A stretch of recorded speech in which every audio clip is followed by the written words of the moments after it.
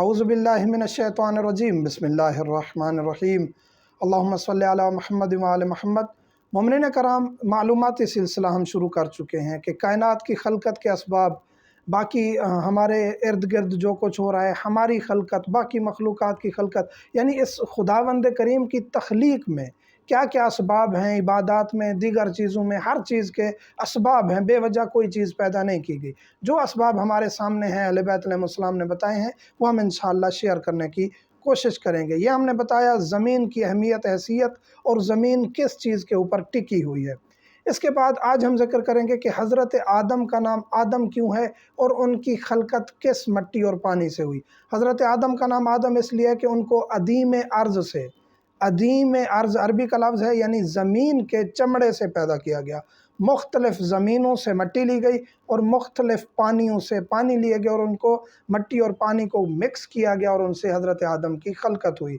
کون سی زمینوں سے مٹی لی گئی؟ 4 قسم کی مٹی لی گئی، سرخ، سفید، اس کے بعد پیلی مٹی اور سیاہ مٹی، یعنی مختلف اچھی اور دوسری معیاری اور غیر معیاری مٹی اکٹھی کی گئی۔ یہاں لوگ اعتراض کر سکتے ہیں کہ جی حضرت آدم کو غیر معیاری مٹی سے کیوں خلق کیا گیا؟ تو اس کی وجہ یہ ہے کہ آگے پھر انسان بھی معیاری اور غیر معیاری پیدا کرنے تھے۔ جو اچھے ہیں، مومن ہیں، وہ معیاری ہیں، جو اچھے نہیں ہیں، مومن نہیں ہیں، جو خدا کی وحدانیت کو ٹھکرا جاتے ہیں، مشرک ہیں، کافر ہیں، وہ غیر معیاری ہیں۔ اس وجہ سے حضرت آدم کی مٹی مختلف جگہوں سے اٹھائی گئی۔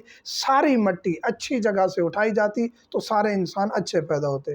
اس کے بعد 4 قسم کے پانی لیے گئے، کڑوا، میٹھا، نمکین اور بدبودار۔ اور یہ پانی جو ہے کہاں رکھے گئے حضرت آدم کے جسم میں؟ پہلے تو یہ مٹی ساری جو ہے وہ اس پانی میں گوندی گئی، پھر میٹھا پانی حلق میں رکھا گیا، گلے میں، حلق میں رکھا گیا، بدبودار پانی ناک میں رکھا گیا، نمکین پانی آنکھوں میں رکھا گیا اور کڑوا پانی کانوں میں رکھا گیا۔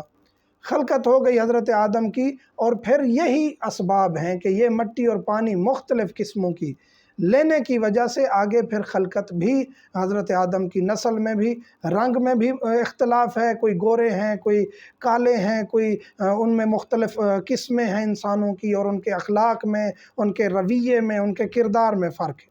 یہی وجہ ہے کہ مختلف زمینوں سے پانی لیا گیا، مختلف زمینوں سے مٹی لی گئی، سخت مٹی لی گئی، ہموار زمین سے مٹی لی گئی، ٹھیکری والی مٹی لی گئی، یہ ساری روایات ملتی ہیں۔ تو یہ وہ حقائق ہیں کہ جو اہل بیت علیہ السلام نے بتائے ہیں۔ اور حضرت آدم کا نام اس لیے آدم ہے کہ وہ عدیم ارض سے پیدا ہوئے ہیں اور خلقت اس طرح ہوئی ہے۔ اس کے بعد حضرت حوا کا نام حوا کیوں ہے؟ وہ حی سے، حوا یعنی حی سے، یعنی زندہ سے، حی سے مراد ہوتا ہے زندہ، زندہ سے ہی خلق کی گئی ہیں۔ پہلے تو مٹی تھی، پانی تھا، حضرت آدم کو اس سے خلق کیا گیا، لیکن حضرت حوا کو پانی سے نہیں خلق کیا گیا، مٹی سے نہیں، حالانکہ وہ بھی ہیں وہی مخلوق، مٹی کا حصہ ہیں، پانی کا حصہ ہیں، حضرت آدم کا حصہ ہیں، لیکن حضرت آدم کی پسلی سے ان کو پیدا کیا گیا، اس وجہ سے ان کو حوا کہا گیا، یعنی ایک زندہ جاندار سے ان کو خلق کیا گیا، اس وجہ سے ان کا نام حوا ہے۔ یہ تاریخی سلسلہ اور معلوماتی سلسلہ انشاءاللہ جاری رہے گا۔ مومنین سے ملتمس دعاؤں میں یاد رکھیے گا۔